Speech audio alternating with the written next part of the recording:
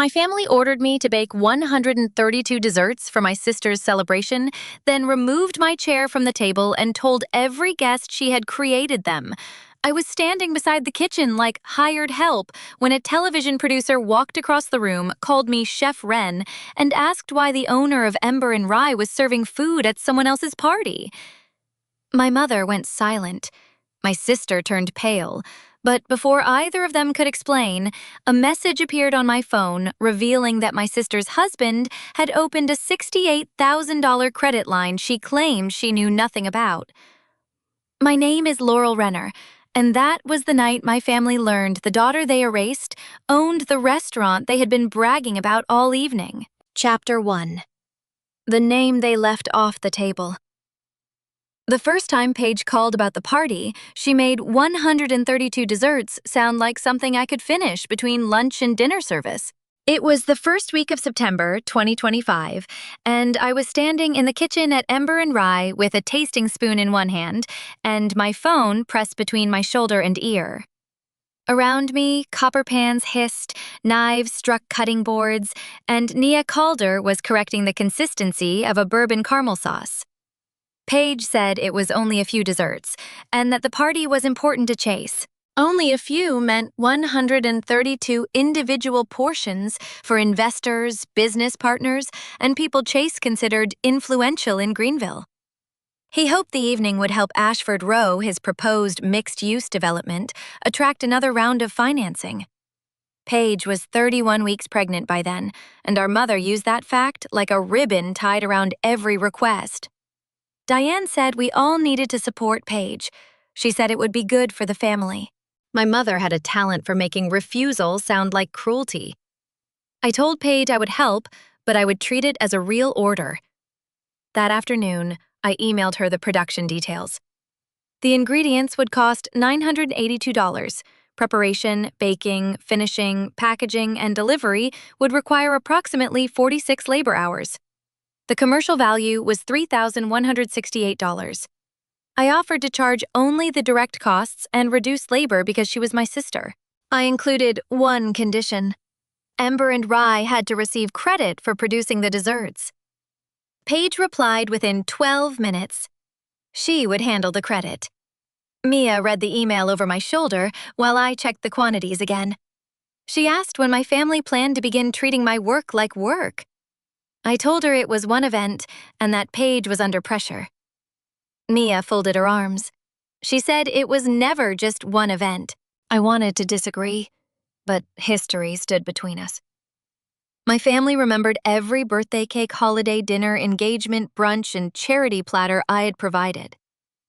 They simply remembered them as favors that appeared without invoices, staff schedules, or exhaustion. During the following weeks, Mom called repeatedly to discuss the guest list and decorations. She talked about Paige helping Chase build something that could change an entire neighborhood.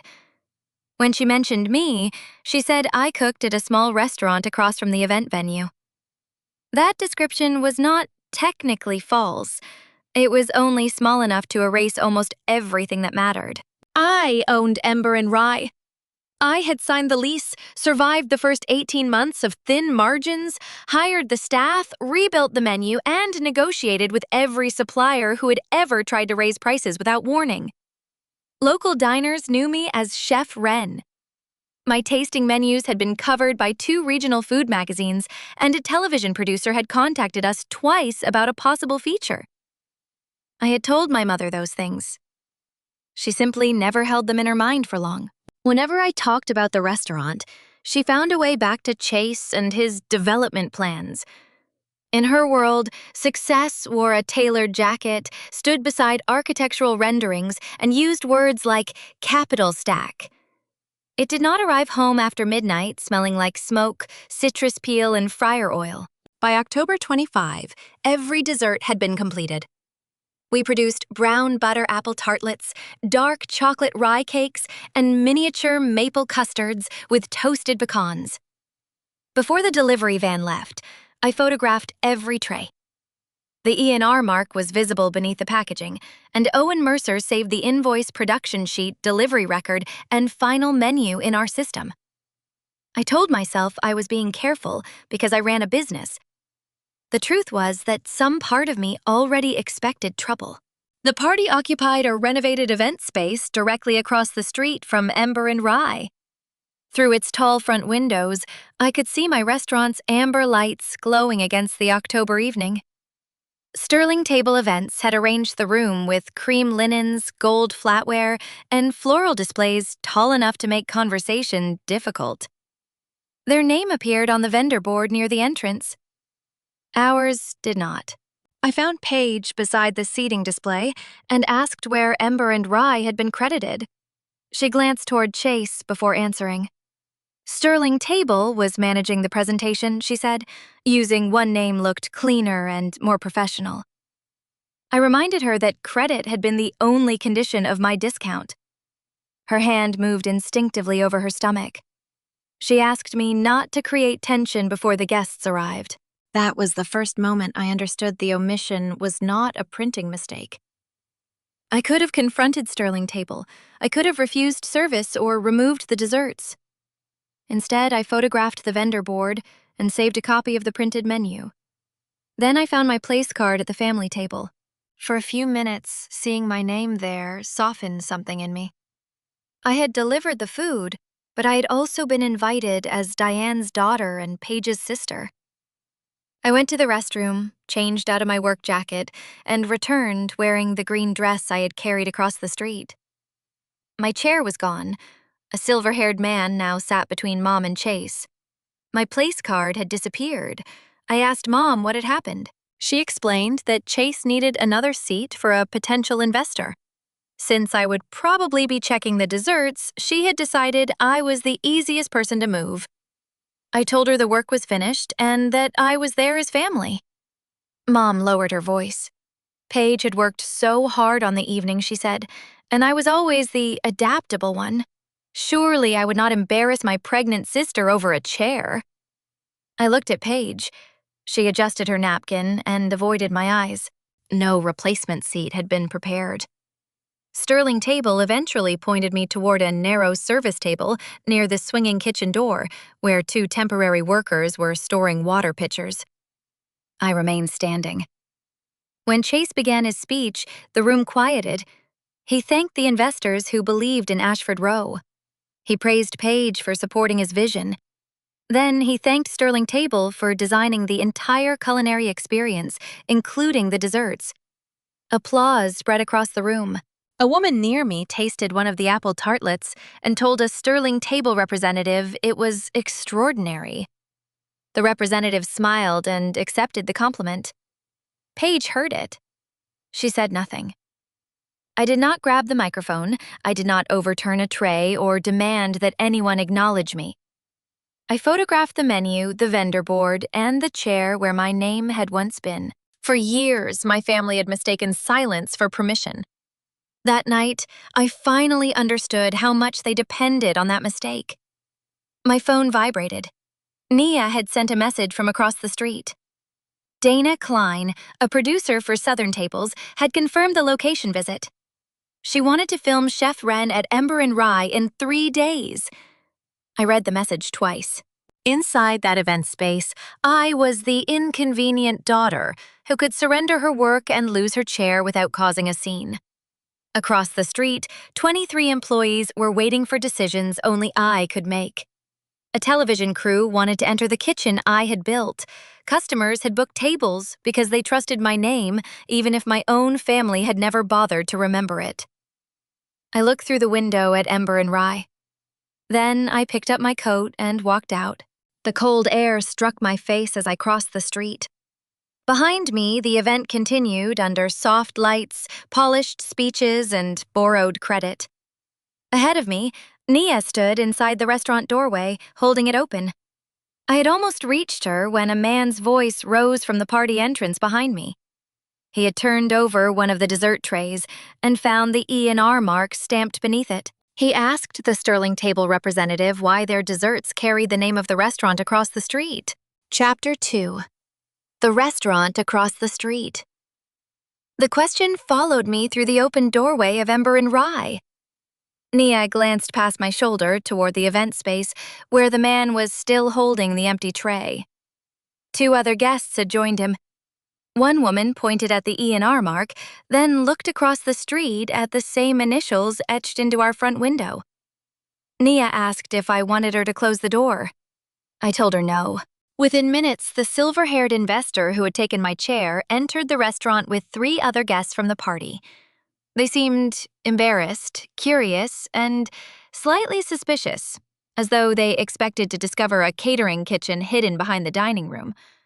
Instead, they found a full Saturday service. Every table was occupied. Glasses caught the amber light above the bar.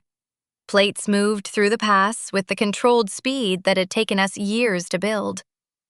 Nia returned to the kitchen and immediately asked whether I approved the revised plating for the fall tasting menu. Owen Mercer approached with his tablet and told me the following Friday had reached 92% capacity. He needed my decision on whether to open the private dining room or protect it for the Southern Table's equipment. A server stopped beside me and asked Chef Ren whether Table 12 could substitute the squash course because of an allergy. I answered all 3 questions before removing my coat. The investor looked from me to the dining room. He said he had been told I cooked at a small restaurant. I told him that part was true. Ember Rye had 64 seats, and I cooked there whenever the kitchen needed me. Then Owen handed me the weekend revenue report and asked whether I wanted him to approve another host for the filming week. The investor's expression changed. Small, he seemed to realize, did not mean insignificant. Dana Klein arrived 10 minutes later, carrying a leather portfolio and followed by a location coordinator. She had come to inspect the dining room before the Southern Table shoot. She greeted me as Chef Ren asked where I wanted the interview positioned and requested my approval before photographing the kitchen. Dana told me the episode would focus on the restaurant's use of regional ingredients and the team I had built around the menu. She asked whether I'd made a final decision about allowing cameras during service. I said I would approve it only if the crew protected customer privacy and did not obstruct the staff. Dana accepted the condition without argument. By then, more guests were standing near our entrance. Some had crossed the street to see the restaurant. Others remained outside, looking between Ember Rye and the event space, while messages moved through the party faster than any formal announcement could have. My mother arrived before Paige. Diane came through the door with her shoulders rigid and her face flushed. She did not ask about the missing credit or the chair she had taken from me. She asked why I had never told her I was Chef Ren. I reminded her that I had invited her to Ember Rye's opening. I had sent her the regional magazine profile. I had explained that Ren was the name I used professionally because customers had shortened Laurel Renford years earlier. Mom said I should have made it clearer. I told her I had spent years talking about the restaurant. She had spent those same years waiting for me to finish so she could discuss Chase. Her eyes moved toward the party guests gathered near the bar. She lowered her voice and said she should not have been forced to discover the truth in front of strangers. That sentence stripped away the last illusion that she had come because she regretted hurting me. She was upset because other people had witnessed how little she knew about her own daughter. I told her the problem was not whether she recognized the name Chef Ren. The problem was that she had removed my chair before knowing whether my work had value. She had assumed I was the least important person at the table, and learning otherwise only embarrassed her because strangers had noticed first. Mom said I was turning a seating adjustment into a family tragedy. I looked through the kitchen window at Nia directing the line. Dana's coordinator was measuring the space beside the pass. Owen was reviewing the filming schedule with a manager. None of them needed me to defend my right to stand there. I told Mom we were preparing for a production and that she needed to leave the operating area. She stared at me as if I had spoken to her in a language she did not understand. Then Paige entered, with Chase behind her. Paige asked to speak privately, but the first thing she said was that the confusion could damage Chase's relationship with the investors. She wanted me to keep the situation contained until they finished the evening. I asked whether keeping it contained meant allowing Sterling Table to retain credit for work my employees had performed. She placed one hand over her stomach and said she did not want the disagreement to become bigger than it needed to be. Chase offered what he called a practical solution. He wanted me to post a statement saying Ember Rye had collaborated with Sterling Table on the desserts. That language, he said, would protect everyone. I told him it would also be false. Sterling Table had not purchased the ingredients, developed the recipes, scheduled the labor, prepared the food, or packaged the order. Their staff had received our trays and placed them on tables. Chase said business relationships often required flexible wording. I said accurate records did not. I gave him 4 requests.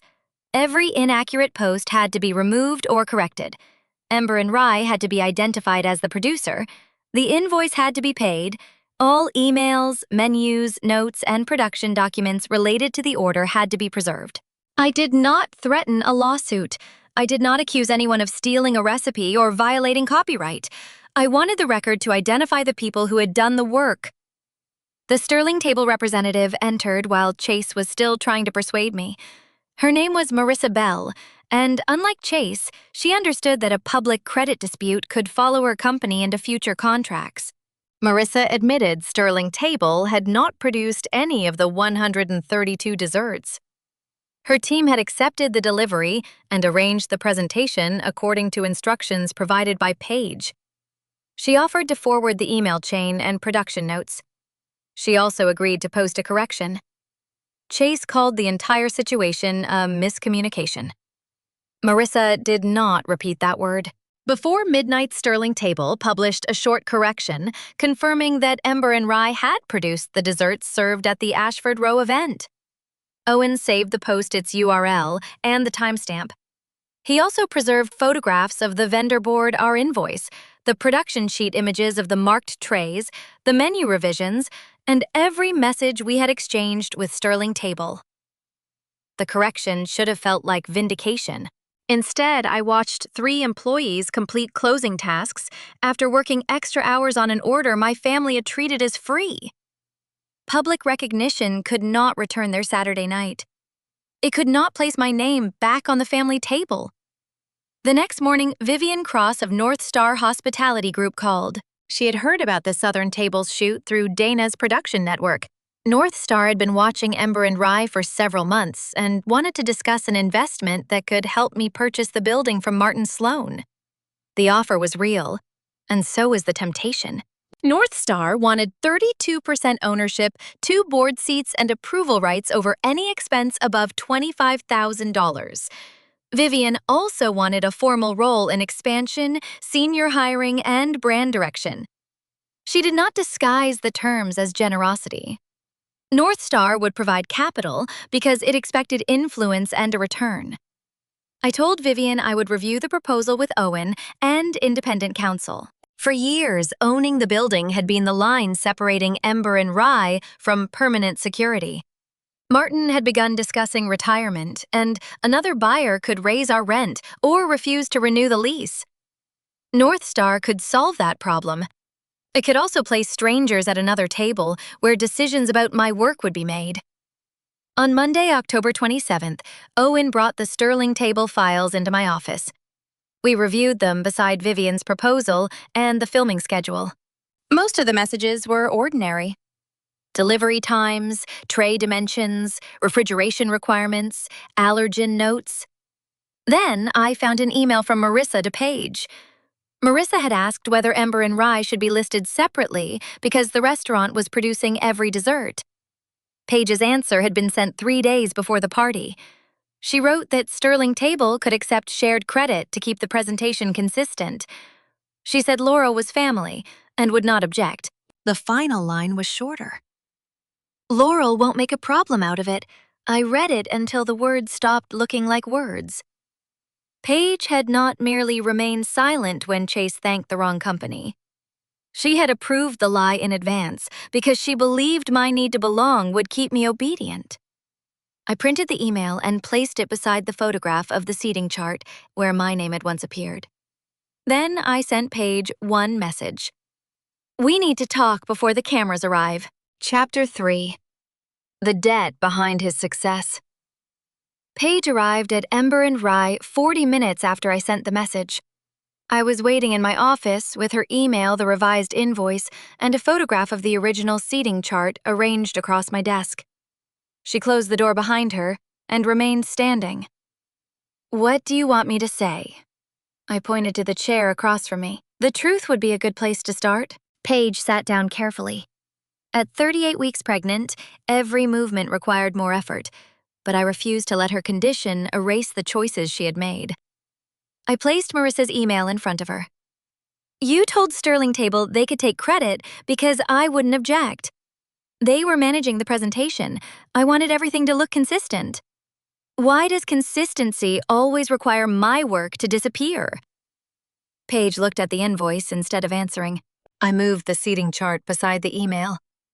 Her eyes stopped on the place where my name had been crossed out and replaced by Wallace Pierce, the investor who had taken my chair. "You knew about this too. Chase needed Wallace near him." "Mom said you would understand." "Did you know before I arrived?" Paige hesitated. "Yes." The admission hurt more than I expected. She had watched me change into a dress for a seat she already knew I would not have. "Why didn't you say anything?" "Because Chase needed that meeting to go well. I thought you would be busy with the food, and I knew you wouldn't cause a scene." There it was. Not confusion, poor communication, or a last-minute mistake. Paige had counted on my silence as if it were another resource she could use without paying for it.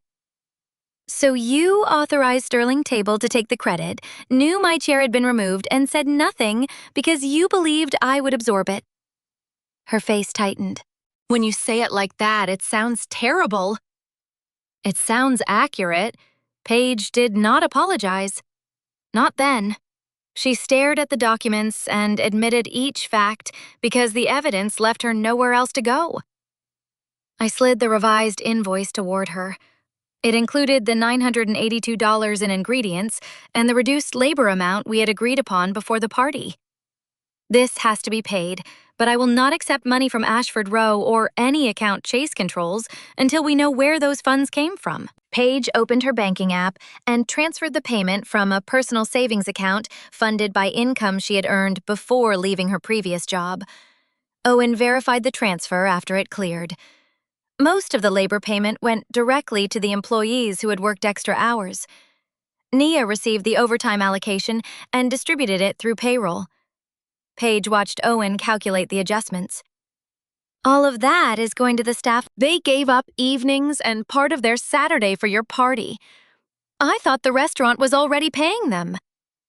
"The restaurant did pay them. That doesn't make their time free."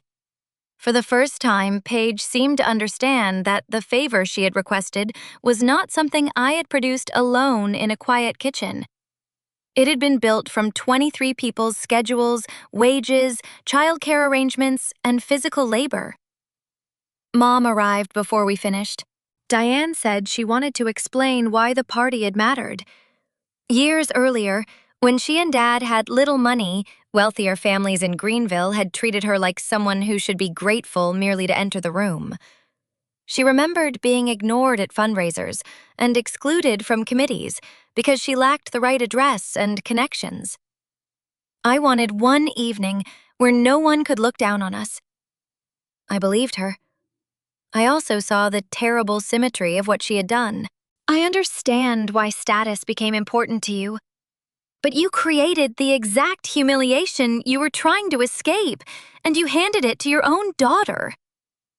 Mom's mouth tightened. "That is not fair. You removed my chair so a wealthier man could have it. You erased my company's name so Chase's party would look more impressive. What would you call that?" She said people were already talking about our family and that I had made private tension public. She was still measuring harm by the number of strangers who had witnessed it. Before she could continue, Paige's phone sounded. She glanced at the notification and frowned. "It's from the bank. The alert referenced a business line of credit associated with Ashford Row." Paige said Chase had mentioned seeking pre-approval, but the account summary showed that the line was already open. The approved limit was $68,000. Approximately $46,000 had been disbursed. Paige's name and personal information appeared in the application. Her face lost its color. I never signed this. Owen came into the office when I called him. He reviewed the notice without touching Paige's phone and warned us that an unfamiliar transaction did not establish exactly what had happened. We need the authorization records, he said. The bank should have the application electronic signature data email address and access logs. The preliminary information showed an email address Paige did not recognize and a login location inconsistent with the devices she normally used. The electronic signature still required verification. A second message from Chase was waiting beneath the alert. He wanted her to sign refinance documents involving their house before the end of the day. Do not sign anything, I said. But don't accuse him of a crime until the records show whether you authorize the account. Paige nodded, breathing too quickly.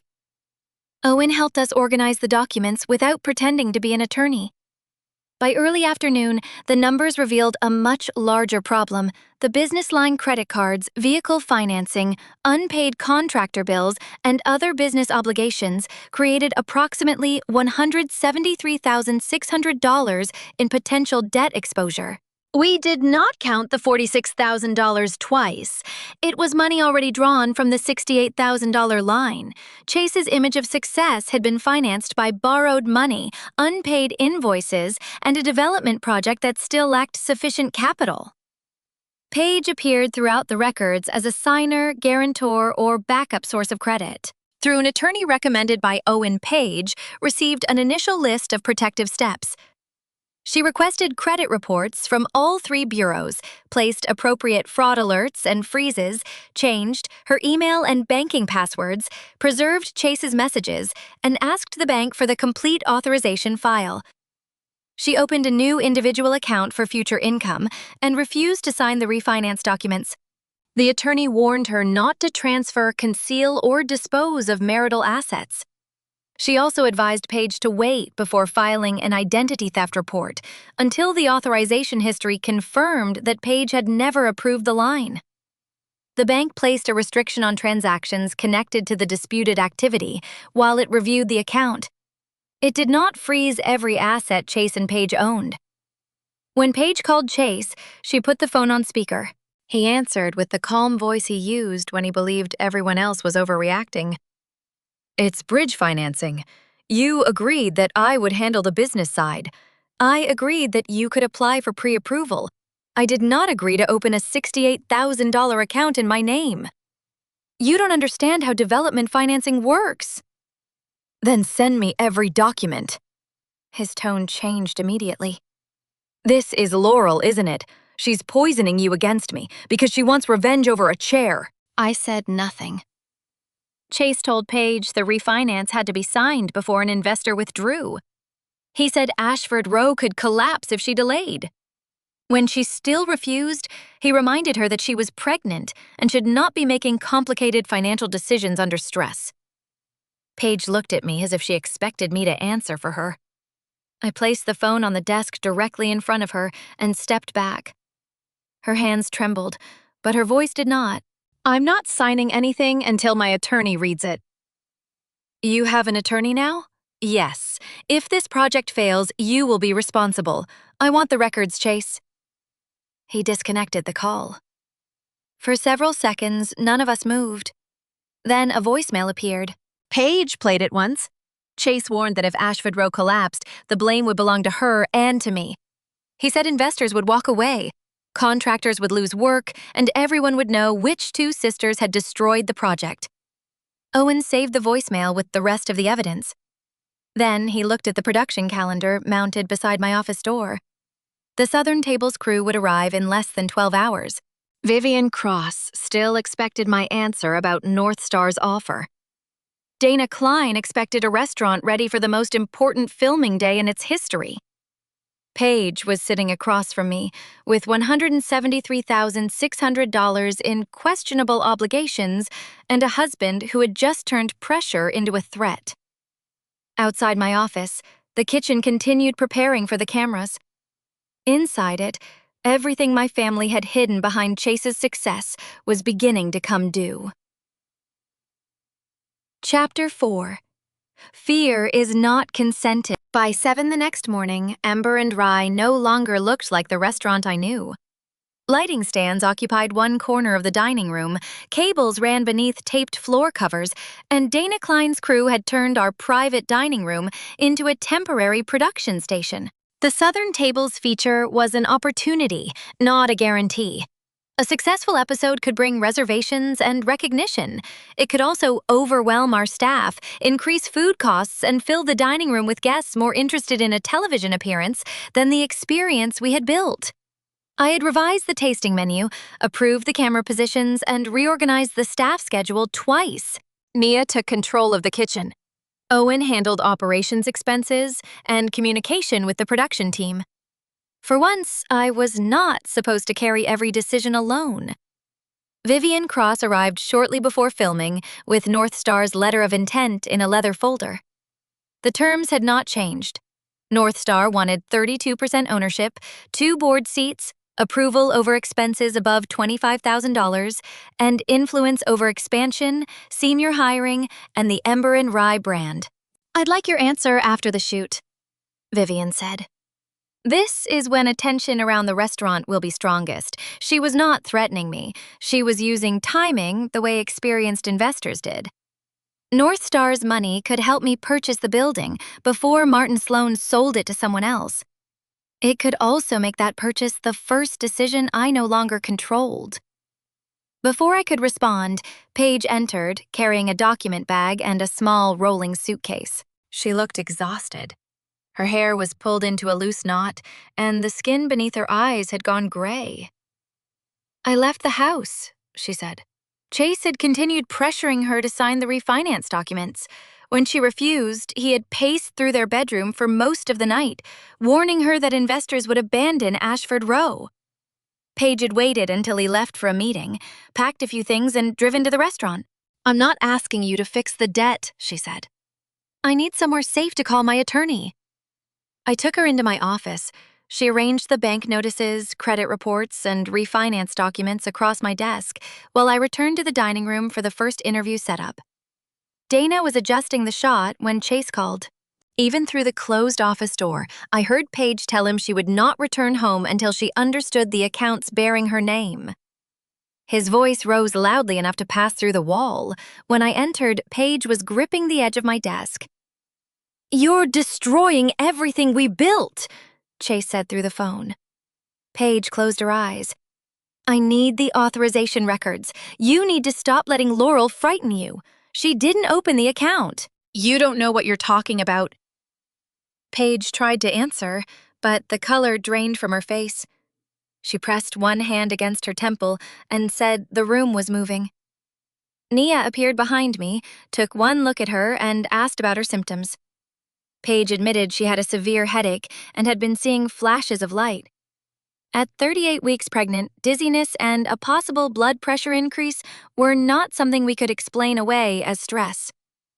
Nia called 911. We did not diagnose Paige in the restaurant. We moved her away from the cameras, helped her sit, and waited for the paramedics. When one member of the production crew suggested the crisis could become a powerful television moment, I turned toward him. "Shut down every camera near this office. None of this is part of your story." Dana supported the decision immediately. She offered to suspend filming for the day. I looked through the kitchen window. Nia was already speaking with the sous chef about the schedule. Owen was adjusting reservations on his tablet. They were not waiting for me to save them. "Film the kitchen and service sequences that don't require me," I said. "I'll return when I can." I rode with Paige to the hospital for the initial evaluation. Leaving Ember Rye while a television crew occupied the dining room felt unnatural. Every instinct told me to remain at the restaurant, manage the shoot, watch the food, and protect the staff from mistakes. Another instinct told me that if I did not accompany Paige, I was abandoning her. For years, I had treated every competing need as proof that I needed to divide myself into more pieces. That morning, I made a different choice. I helped my sister without pretending the restaurant could survive only through my constant presence. At the hospital, Paige's blood pressure remained high enough to require monitoring. The physician ordered additional evaluation and told her to reduce stress, but did not rush to declare a more serious pregnancy complication before the test results supported it. When we were alone, Paige stared at the monitor beside her bed. "Mom always told you to give things up because you were stronger." I said nothing. "She said I needed more help, and you could handle disappointment.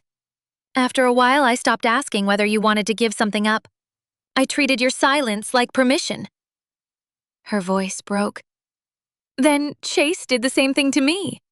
He said I let him manage the finances, so that meant he could use my name. He treated every time I didn't question him as consent. That doesn't erase what you did to me." "I know. Being pregnant doesn't erase it either." I told her I would help her reach her attorney, find temporary housing, and organize accurate information. I would not pay Chase's debts, make her financial decisions, or take responsibility for rebuilding her life. You have to do that part yourself." Paige nodded. When Chase called again, my hand remained in my lap. Paige answered. "All financial communication goes through my attorney now. You don't need an attorney between us. I'm not signing the refinance. I saved your voicemail, and you are not coming to the hospital." His answer came fast and sharp, but Paige continued, "I will attend the bank meetings myself. If you have records showing I authorized those accounts, send them to my attorney." "You're letting your sister break up our family." "No. I'm asking what you did with my name." She ended the call before he could answer. There were no police waiting outside his office. No bank announced that every debt had vanished. Chase remained free to insist that he had done nothing wrong. The consequence was smaller and more important. Paige no longer obeyed him simply because he made resistance frightening. I returned to Ember Rye late that afternoon, expecting disorder. Instead, I found a tired restaurant completing service. A refrigeration unit had failed during filming. Nia had removed 2 temperature-sensitive dishes from the menu, shifted prep to another station, and worked with a technician while keeping unsafe ingredients out of service. Owen had calculated the losses, notified Dana about the delay, and adjusted reservations. The team had made mistakes. One course had gone out 6 minutes late. A sauce had been prepared twice because of a communication error. Dana had lost one planned shot, but no one had been endangered, no employee had been sacrificed to protect the schedule, and the restaurant had continued. Dana met me near the pass. The story isn't that you do everything she said. It's that you built something capable of standing when you have to leave. I looked at Nia directing the final tickets and felt pride mixed with an unexpected ache. I had built my identity around being indispensable. Seeing Ember Rye function without me briefly felt like discovering that the place needed me less than I had believed. Nia read the expression on my face. This restaurant does not need you to destroy yourself to prove you love it. Vivian was waiting in the dining room with the letter of intent. She reviewed the North Star terms once more. The capital could secure the building quickly. It could fund repairs, expand the kitchen, and give Ember Rye protection against a future landlord. In return, decisions about people, money, and growth would gradually belong to individuals who measured success through expansion and return on investment. North Star's offer was legitimate. So was the price. "I'm declining," I said. Vivian studied me for several seconds. "You may not get another path to the building. I understand." She closed the folder without anger. She had offered a business transaction, and I had made a business decision. After she left, Mia leaned against the bar. "Are you scared?" "Terrified. But fear is not the same thing as consent." The next morning, Martin Sloan called before opening. He had heard I rejected North Star. He wanted to meet with me, my attorney, my accountant, and every financial record connected to Ember Rye. His voice remained measured. "This is not an offer to rescue you. If we talk like 2 people entering a business transaction. Chapter 5, the table I chose for myself." Martin met with my attorney, my accountant, and me 2 days later. He reviewed 5 years of Ember Rye's financial records before discussing a price. He made it clear that he was not giving me the building or reducing its value because he felt sorry for me. He considered me a viable buyer because the restaurant had produced consistent cash flow, paid rent on time, and continued operating when I had been forced to leave during filming. I had approximately $245,000 available for a down payment and reserves, and I understood the property's expenses as well as its value. Southern Tables helped the marketing forecast, but Martin refused to treat television attention as guaranteed revenue. The proposed structure included a primary mortgage from the bank and a secured promissory note held by Martin for part of the remaining financing. His note would be protected by a second mortgage carry interest, follow a fixed payment schedule, and include default provisions. If Martin died before it was repaid, the note could pass to his estate. He required an independent appraisal inspection insurance review and separate legal representation for both of us. Martin would receive dependable income. I would receive a fair opportunity. Neither of us would avoid risk. The transaction took almost 3 months. The bank requested additional quarterly statements, debt service projections, and an operating plan for the period after Southern Tables aired. The inspection uncovered an aging electrical system that needed substantial work. Martin and I negotiated a price adjustment and divided responsibility for the repairs. I used part of my reserve fund. I did not ask Paige or Diane for money. Owen built our projections around conservative reservation numbers instead of the attention we hoped the episode would create. Nia agreed to modify schedules during the slow season, but rejected any plan based on broad staff cuts. I agreed with her. I would not secure the building by sacrificing the people who had kept the restaurant alive. When Southern Tables aired, reservations increased quickly. So did food costs, staffing demands, and pressure on the kitchen. We limited bookings rather than forcing employees through unsustainable services. Some guests came because they had seen us on television and never returned. Recognition created opportunity. It did not become cash overnight. At the end of January 2026, I signed the closing documents. I owned the building, but ownership did not make me free of obligation. Every month, Ember and Rye owed a bank payment and a payment on Martin's seller note. The electrical work still had to be completed, and one bad season could strain everything we had built. I did not feel rescued. I felt responsible for something I had chosen. While the sale moved forward, Paige's attorneys obtained the authorization records for the $68,000 credit line. After the bank information supported her statement that she had not approved the account, she filed an identity theft report. The matter entered the bank's review process and was referred to the appropriate authorities. Chase was not arrested in a dramatic scene, and no one declared him guilty before the investigation concluded. Instead, he was ordered to provide financial records during the temporary separation proceedings. Paige's attorney requested that she be allowed to use the marital home during the pregnancy. The court considered the request, rather than treating it as an automatic right. Debts were examined according to their source and authorization. Ashford Row collapsed when its remaining financing disappeared. Chase's posts about investments, expansion, and success became documents to compare against unpaid contractor bills and borrowed money. His consequence did not arrive in one spectacular moment. He lost control of the story and had to explain every account he had assumed Paige would never examine. Paige gave birth safely in December. After recovering, she moved into a small apartment near Diane, instead of remaining at my home or expecting Ember and Rye to support her. Once paternity was established, a temporary child support order was entered. Paige attended basic financial management classes, checked her credit reports, saved receipts, tracked support payments, and participated in meetings with her attorney and the bank. She later applied for part-time administrative work at the restaurant. I offered her a probationary position, not a management title. She scanned invoices, entered vendor schedules, reconciled orders, organized records, and tracked payments under Owen's supervision. He evaluated her by the same standards he used for everyone else. When Paige entered an invoice incorrectly, she asked me to fix it quietly. I refused. She called the vendor herself, admitted the error, and corrected the record. That phone call mattered more to me than another tearful promise.